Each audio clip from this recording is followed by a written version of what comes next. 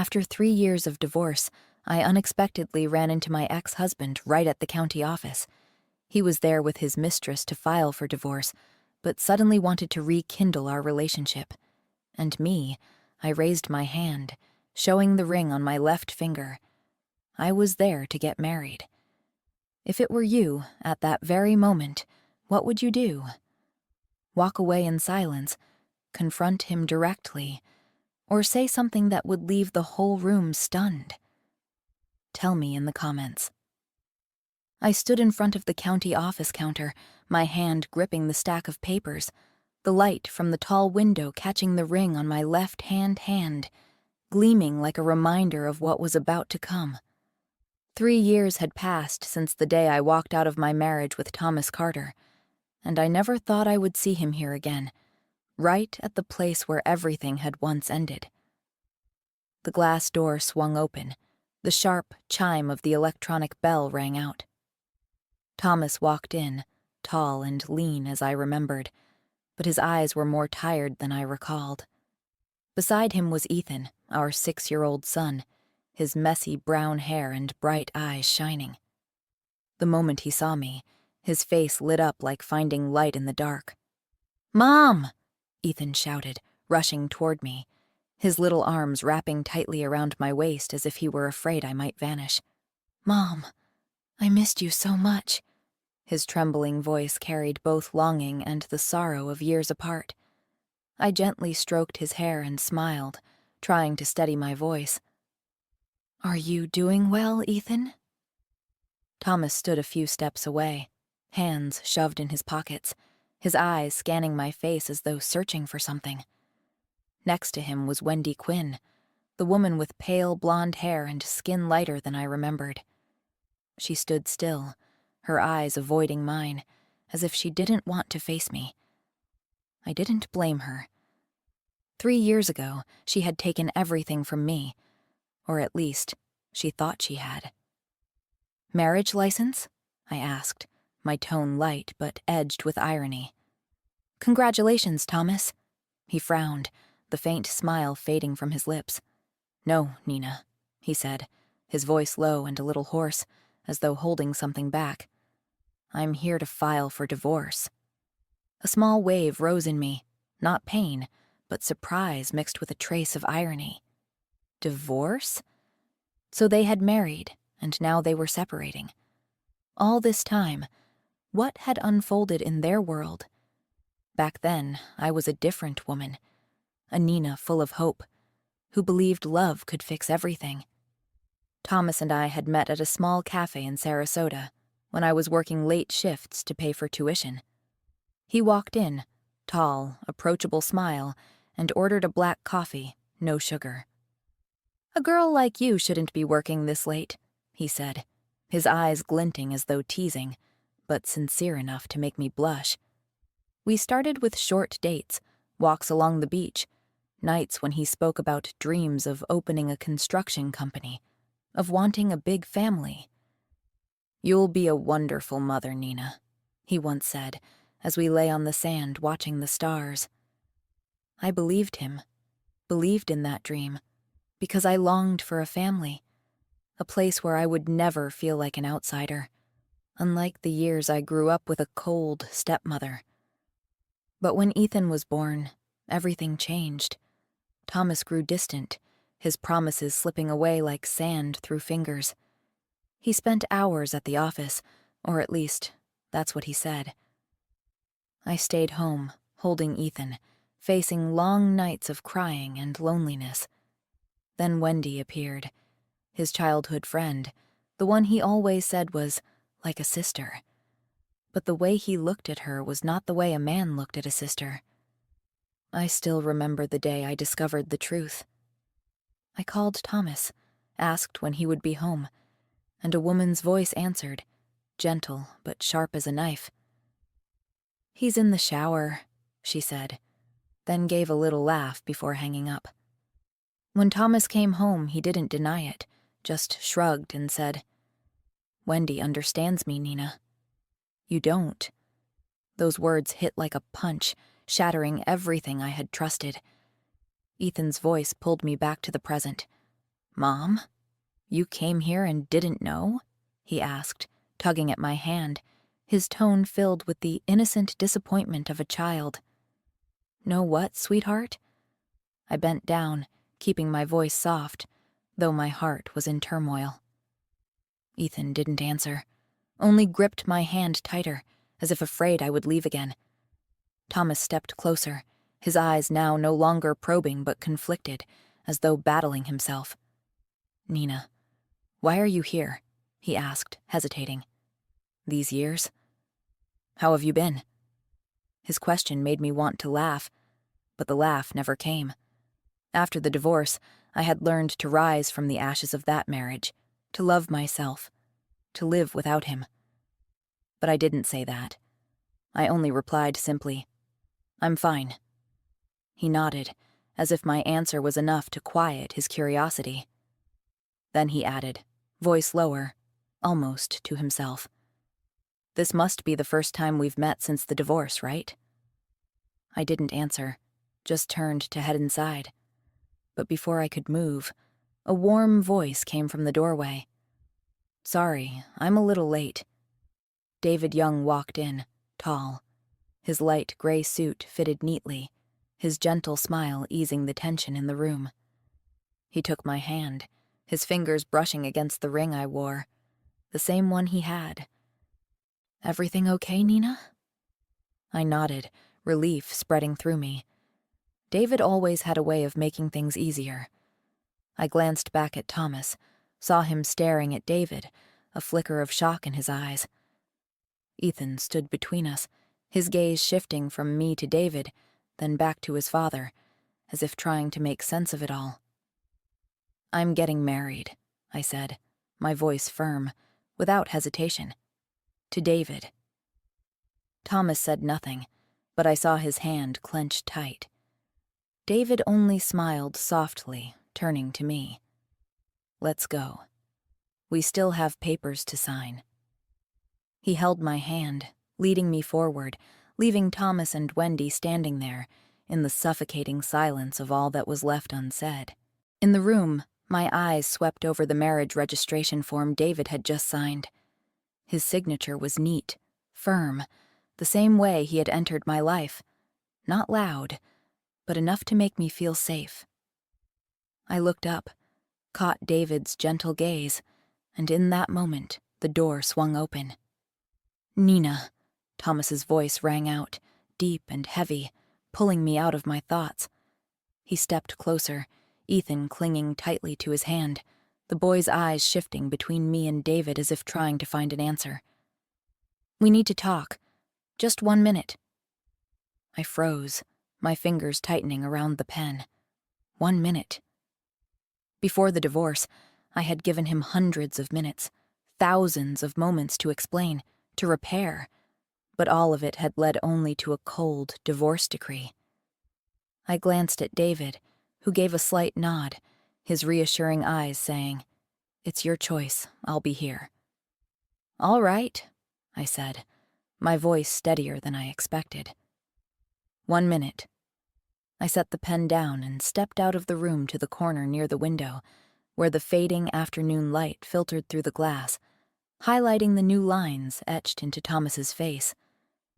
He had changed, no longer the confident man I once loved. Now he looked like someone who had just come through another storm, and I wasn't sure I wanted to know what storm that was. After you. Left, Thomas said, his voice low, almost a whisper. I tried to find you. Ethan. He missed you. His words were like a small knife, not enough to make me bleed, but sharp enough to sting my heart. Ethan. The boy stood a few steps away, his small hands clasped tightly together, his eyes following my every move. I remembered the long nights holding him close when he was little, when I still believed my love was enough to keep that family together. But then I remembered the years after, when Ethan slowly grew distant, when he chose to stand beside Wendy, calling her aunt, with the smile I once thought belonged only to me. You don't need to tell me those things, I said, my voice colder than I wanted. Ethan is my son. I turned my face away, trying to hide the bitterness rising in my throat. What do you want, Thomas? He was silent for a moment, his hands shoved deep in his pockets, as if searching for words in there. I don't want anything, he finally said, his eyes meeting mine, full of regret. It's just seeing you here. With that ring? He stopped, his gaze dropping to my hand where the new wedding band sparkled. I just want to know if you're happy. Happy.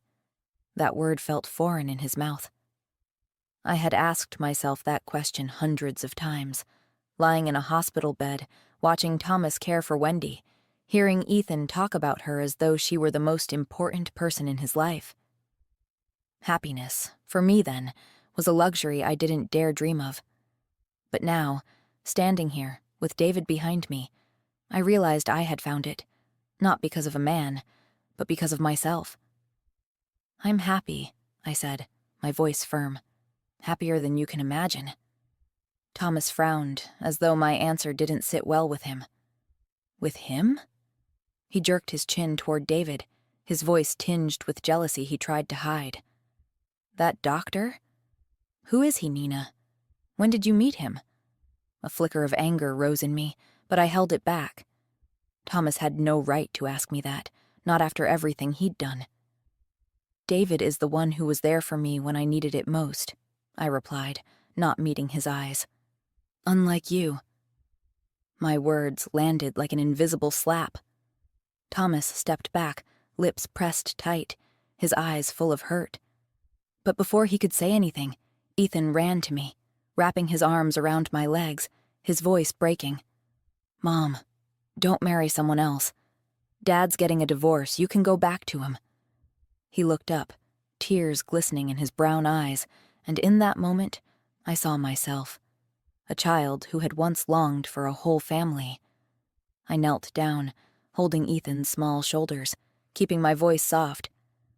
Ethan, I love you. You'll always be my son. But your dad and I can't get back together. Do you understand? I stroked his hair, feeling the warmth of him, my heart squeezed tight. I wanted to hold him, to promise everything would be okay, but I knew I couldn't promise what I couldn't give. I don't understand, Ethan shouted, his face flushed with anger. I want Dad. I want Mom. His tears spilled over, and I felt like my heart stopped beating. Sweetheart, I held his shoulders, keeping my tone calm. I love you, but your dad and I can't be together anymore. Do you understand? I touched his cheek, felt the warmth of his skin, but Ethan's eyes were still stubborn. Thomas stood a few steps away, not stopping Ethan. He just watched me, his gaze heavy, as if waiting for me to say something he could cling to. David stepped forward, laying a hand on my shoulder, his eyes gentle but firm.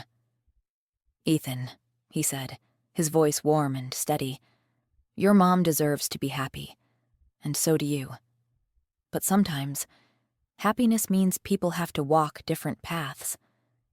Ethan looked at David, his eyes flashing with defiance. I don't like you, he shouted, shoving David's hand away, then ran back to Thomas, clinging tightly to his leg.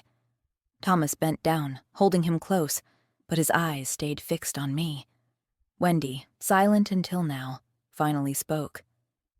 It's our turn, she said to Thomas, her voice dry, as though trying to cut through the moment.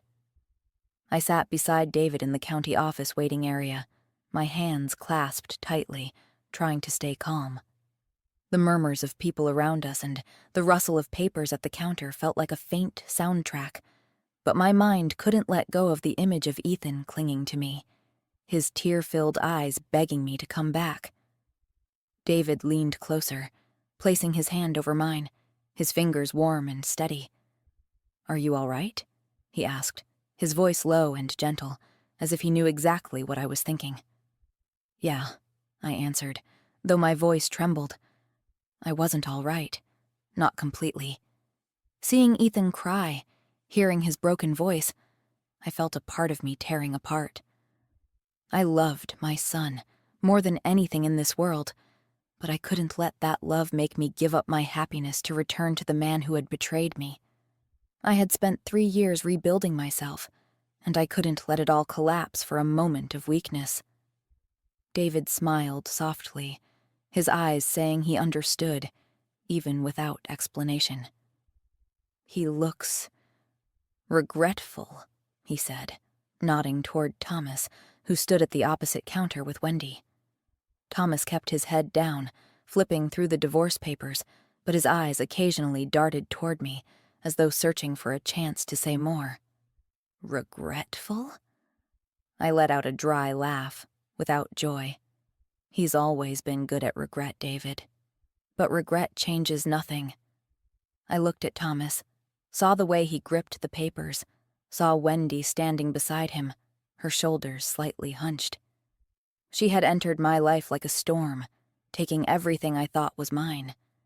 Now, watching her pale and quiet, I didn't feel anger, only a deep exhaustion. "Not today," I said to David, my voice low but firm. "Let's go." David nodded without hesitation, holding my hand as if to say he would be here no matter what. As we turned to leave, I heard Wendy's voice, sharp but quiet, muttering to Thomas. Maybe she was cheating all along.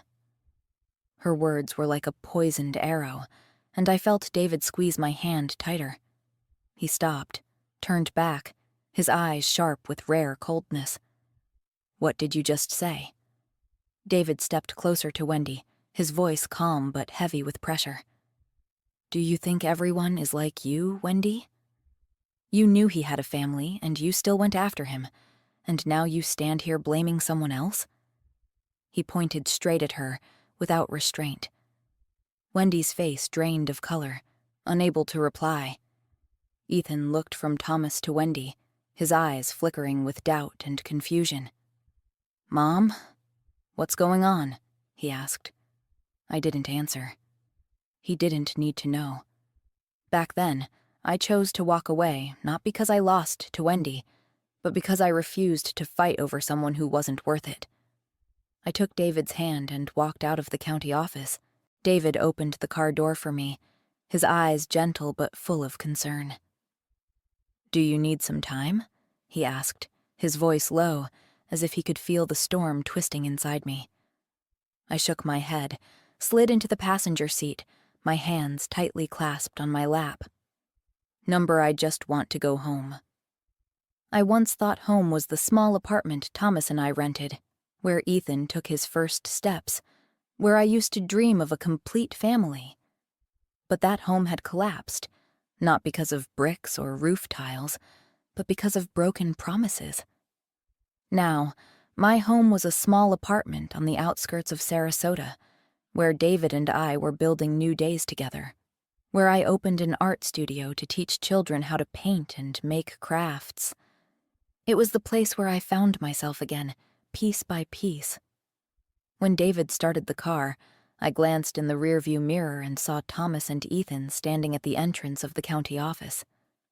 Ethan clung tightly to his father's hand, his small shoulders trembling, while Thomas just stood there, his eyes following our car as though he wanted to say something, but couldn't. Wendy stood a few steps away, her arms folded across her chest, her face stiff like a statue. I turned away, unwilling to look any longer. "He doesn't deserve you," David said, his voice deep but steady, his hand gripping the steering wheel. "And neither does she. They're not worth your pain." He glanced at me, his eyes firm. "But Ethan, he's just a child, Nina. He doesn't understand everything." I nodded, feeling a lump rise in my throat. "I know," I whispered. "But every time I look at him, I remember those days, David. The days I thought I could save everything, only to realize I was lying to myself." I paused, drew in a deep breath, fighting back the tears that threatened to fall. "I don't want Ethan to think I abandoned him." But I can't go back. David reached over, took my hand, his fingers intertwining with mine, bringing a warmth I had longed for.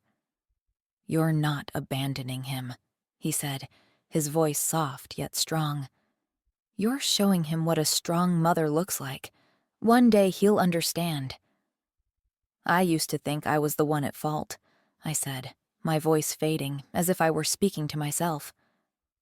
"I thought if I tried harder, loved more, maybe Thomas wouldn't have left. Maybe Ethan wouldn't look at me like a stranger." I turned to David, saw his eyes focused, listening without judgment. But then I realized it wasn't me. He chose Wendy, and I couldn't change that. David stopped the car at a red light, turned to me. "Nina, you didn't just survive that," he said, his voice firm. "You rebuilt everything. Your studio, the way you care for those kids in your class, the way you get up every day. That's the strongest thing I've ever seen." He smiled, a smile that made my heart feel lighter. "And I'm proud to be by your side." When we got back to the apartment, I stepped into the small living room, the walls covered with my students' paintings, colorful, messy strokes, each one a story of creativity and joy. David walked in, wrapped his arms around me from behind, his chin resting on my shoulder. "What are you thinking about?" he asked gently. "About us," I replied, turning to look at him. "David, about how I want to sign that paper, not to prove anything to Thomas."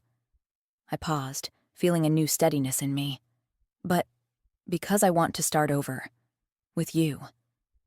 David smiled, pulling me closer, his warmth like a promise that everything would be all right. "We'll sign it," he said, "whenever you're ready. And Ethan will understand, Nina. Not today, but one day."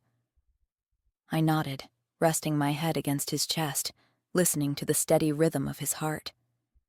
For the first time today, I felt relief. Not because everything was resolved, but because I knew I didn't have to face it all alone anymore. The past was still there, with its scars and memories, but I had learned how to walk through it. I sat on the sofa in my small apartment, the cup of chamomile tea on the table cooling, a thin wisp of steam rising. David was in the kitchen, quietly washing the dishes after dinner, the sound of running water steady like an invisible comfort. He didn't push me to talk, didn't ask more about what had happened. That was what I loved about him, the patience, the way he let me find my way through the mess of emotions without needing to explain. David and I met 2 years ago at a small art exhibition. I had just opened my studio a few months earlier, after long days wrestling with the pain of my broken marriage with Thomas. At that time, I only wanted to focus on work, on the paintings and the children in my art class, thinking love was a luxury I no longer had the strength to reach for. I stood in the corner of the room, wearing a simple blue dress, holding a glass of white wine, trying to blend into the crowd, but feeling lost. Then David appeared. He wore a white shirt untucked over jeans, tall, his dark brown hair slightly tousled by the river breeze. He stood in front of one of the paintings I had submitted, a piece of abstract work with shades of blue and yellow, like a storm dissolving. "What's the story behind this painting?" he asked, his voice deep and warm, his eyes glinting with curiosity as he looked at me. I grew shy, unaccustomed to being noticed. "It's just feelings," I answered hesitantly. "A little chaos, a little hope." I didn't want to say more, but his gaze, free of judgment and full of sincerity, made me want to continue. "I painted it after a difficult time, when I thought I would never find light again." David smiled, a gentle smile that made me feel seen.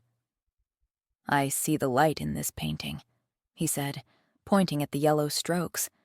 "It's strong, like the person who painted it." His words made my heart race, not because of flirtation, but because of the honesty in his voice. We talked the entire evening, not about big things, but about the small. How he liked to walk along the beach in the morning, how I found joy teaching children to draw crooked little houses. He told me he was a pediatrician, working at the local hospital, and that he loved his job because he got to see children's smiles. "They remind me life is still worth living," he said, and I realized he understood me in a way I had never expected. After the exhibition, David asked me for coffee, and I agreed, though a part of me still carried doubt.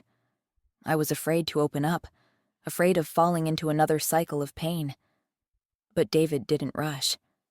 He would show up at the studio on random afternoons, bringing coffee or a bouquet of flowers, sitting quietly in the corner watching me teach. He didn't press me about the past, only listened when I was ready. One evening, a few months after our first meeting, I told him about Ethan, about the broken marriage, about the nights I cried alone in an empty apartment. We sat on the beach, the sand cool under our feet, the waves gently breaking against the shore. "I used to think I wasn't good enough," I said, my voice choking. "Not good enough to keep Thomas, not good enough to keep Ethan close." David took my hand, his fingers interlocking with mine, giving me the safety I had longed for. "Nina, you're not just good enough," he said, his eyes lit by the moonlight. "You're a mother, an artist, a strong woman who rose out of the worst, and you don't need anyone to prove that. But if you'll let me, I want to be here, to remind you that you deserve every good thing." Those words broke down the last wall in me. I leaned my head on his shoulder, feeling his warmth, and for the first time in years, I felt I could love again. Not the fierce, rushed love I once had with Thomas, but a love that was gentle, patient, like sunlight filtering through clouds. From then on, David became an inseparable part of my life. He helped repair my studio roof after a storm, brought pizza on nights I worked late. He didn't try to replace Thomas, didn't try to be Ethan's father. He was just himself, a man who loved me, loved even the scars inside me. The doorbell rang, sharp and sudden in the quiet room. David frowned and went to answer. I heard a familiar voice, deep and tired. "Is Nina here? I need to speak with her." Margaret Carter stood at the doorway, her silver hair tied neatly back, her sharp eyes now shadowed with worry. She was Thomas's mother, a woman I had once tried to please, but always felt like an outsider in her eyes. 3 years ago, she had rarely spoken to me, only polite questions about Ethan or dry remarks about my parenting.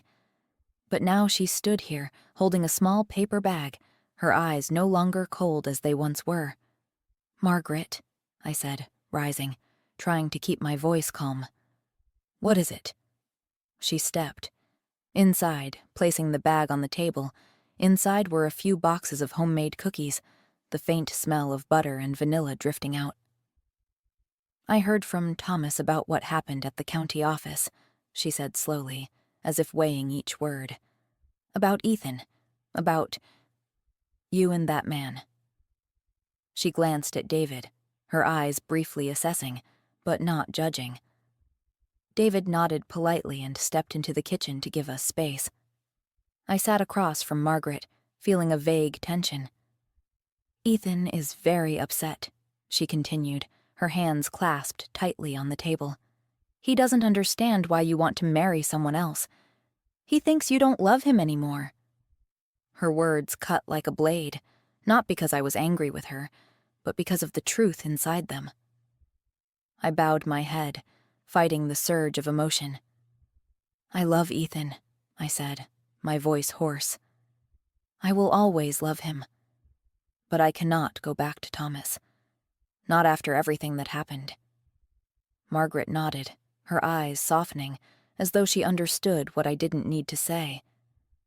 "I know," she said gently. Thomas. He was wrong. I raised him, but I didn't teach him how to cherish what mattered.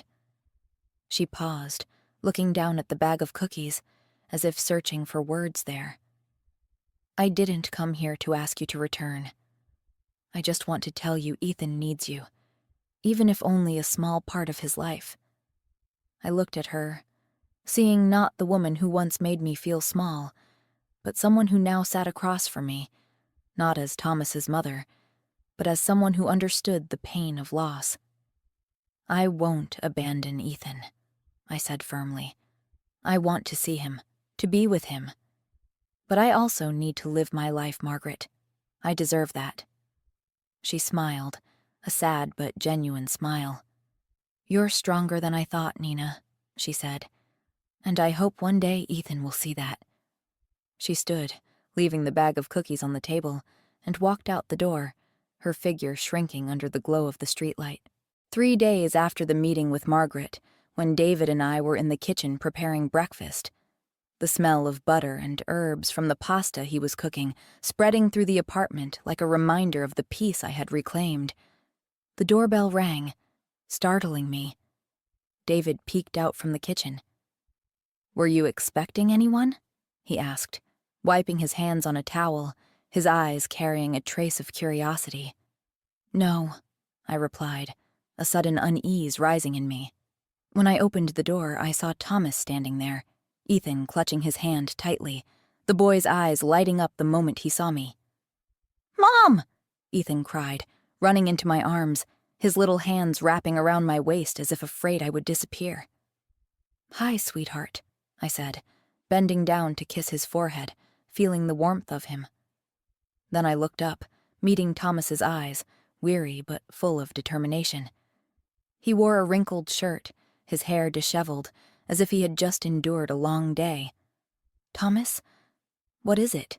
I asked, my voice cautious. Thomas rubbed the back of his neck, an old habit I knew too well. "Nina, I need your help," he said hesitantly. "I have to go to the lawyer's office tomorrow to finalize the divorce with Wendy. I don't want to leave Ethan alone at home, and my mom is busy. Could you keep him for a few days?" I looked at Ethan, saw him glancing curiously into the house, his eyes drifting toward the kitchen where David stood. "Of course," I answered without hesitation. "Ethan is always welcome here." I paused, locking eyes with Thomas. "But just Ethan, right?" Thomas nodded, his gaze lingering on me as if searching for something. "Thank you, Nina," he said quietly. "And could I talk to you for a moment? Just a few minutes." I glanced toward David, saw him give a small, reassuring nod. "Ethan, go to the kitchen with Uncle David," I said, ruffling his hair. "He's making pasta, your favorite, isn't it?" Ethan's face showed reluctance, but he still nodded and walked inside, leaving me and Thomas standing in the doorway. "What is it, Thomas?" I asked, crossing my arms, keeping my tone calm. The night breeze swept through, sending a chill over me, but I didn't invite him in. This was my space, mine and David's. Thomas drew a deep breath, his eyes wavering as if he was battling himself. "Nina, I know you don't want to hear this," he began, his voice low, "but I've been thinking a lot about us, about what I did wrong. I know I destroyed everything. You, Ethan, our family. I want to try again, if you'd give me a chance." His words hit like a wave, crashing against the walls I had built around my heart. I looked at him, saw the sincerity in his eyes, but also the memories. Nights I cried alone, the times he chose Wendy over me, the broken promises. "Thomas," I said, my voice cold but steady, "you don't get to say those words. Not after everything that happened." He stepped closer, his eyes pleading. "I know I don't deserve it, Nina," he said hoarsely. "But I lost you once, and I realized how foolish I was to let you go. I just want to make it right, for Ethan and for us." A flicker of anger rose in me, but I held it back, refusing to let it take over. "Thomas, don't use Ethan as an excuse," I said, my eyes sharp. "You've had 3 years to build your life, and I have David, who was there when you weren't." Thomas lowered his head, his fists clenching as if to restrain his emotions. "I know," he whispered, "but I can't stop thinking about you, about what we had. Don't you remember, Nina? Those evenings we walked together when Ethan was still in your belly? I want those days back." His jaw tightened. "You don't have to be cruel, Nina." I shook my head, a lump rising in my throat. "This isn't cruelty," I said, my voice trembling with anger. "It's clarity. You betrayed me, and you kept Ethan from me." He tried to change the subject, began talking about Ethan, his new school, even how much the boy needed his mother. But to me, it was all just noise. In that moment, I realized I felt nothing. No anger, no longing, no sorrow, only closure. David stepped out, Ethan trailing behind him, his mouth smudged with tomato sauce. "Everything all right?" David asked, his eyes passing over Thomas, not hostile but firm. He placed a hand on my shoulder, a small gesture, but enough to remind me he was always here. "All right," I replied, taking David's hand, feeling his strength. "Thomas, thank you for bringing Ethan. I'll take care of him." I turned to Ethan, smiling. "Come on, kiddo. Let's go have pasta with Mom." Ethan nodded, running inside, but not before turning back to give Thomas a quick hug. "Bye, Dad," he said brightly.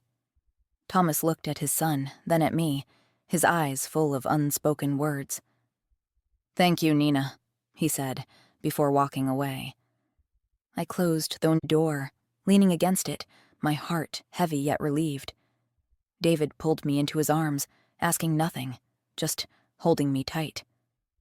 "You're strong," he whispered, kissing my hair. "And you don't have to face him alone?" I smiled, resting my head against his chest, listening to the steady beat of his heart. "I know," I said. "And I know I made the right choice." The past could knock at the door, but I had learned to keep it on the other side. The gentle morning sunlight at Sarasota Beach filtered through the palm fronds, casting a golden glow over the white sand, as if nature itself were whispering blessings for our new beginning.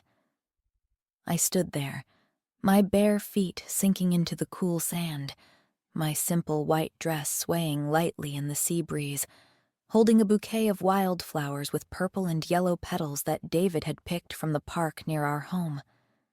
Flowers unpretentious, yet carrying the breath of freedom, just like the journey I had endured to arrive at this moment. David stood before me, his eyes shining under the sunlight, his hand holding mine tightly, our fingers intertwined like a silent promise that he would be here through every storm and every calm. Our wedding wasn't a grand ceremony with hundreds of guests and elaborate rituals, but a simple morning by the shore, with Margaret sitting on a wooden chair nearby, her warm smile lingering as she watched Ethan running across the sand. Ethan had changed, no longer the stubborn boy with doubtful eyes, but a radiant child, his innocent laughter echoing as he picked seashells and called out to me, "Mom, look, this one's so pretty." He ran over, placing a shimmering shell in my hand, then suddenly turned to David, handing him another. "For you too," Ethan said, his voice clear, and in that moment I saw acceptance in his eyes, an acceptance that needed no words, as though he were granting me the freedom to move forward without guilt over the past. David smiled at Ethan, playfully pinching his cheek like a dear friend, just as he had in those ordinary moments, afternoons of painting together, dinners of pasta and laughter filling the air. When the minister, a longtime friend of David's, pronounced us husband and wife, David leaned down and kissed me, a kiss gentle yet profound, carrying the taste of sea salt and freedom, and I felt the current of this new beginning flow through every heartbeat, like the ocean waves softly sweeping away painful memories, leaving behind a clean shore ready for new footprints. Ethan clapped his hands, running to wrap his arms around us. We walked along the beach after the ceremony, our bare feet leaving prints in the damp sand, Ethan running ahead gathering shells, while David held my hand, whispering simple words of love, everything blending into a picture of peace, where I was no longer Nina of shattered days, but Nina free, ready to embrace the future with an open heart. And in that moment, as the sun rose higher, I realized freedom wasn't about running from the past, but embracing it to keep moving, letting the scars become stories told under the moonlight, healing not only myself, but those I loved around me. A long, winding journey yet worth every step, where each footprint was a reminder that true happiness comes when we let go of old chains, allowing the sea breeze to carry in new life and the heart to learn how to soar free. But tell me, if it were you, after betrayal, after heartbreak, after finally finding your freedom, what ending would you want for the one who hurt you? Share your thoughts below, because every choice tells a different story.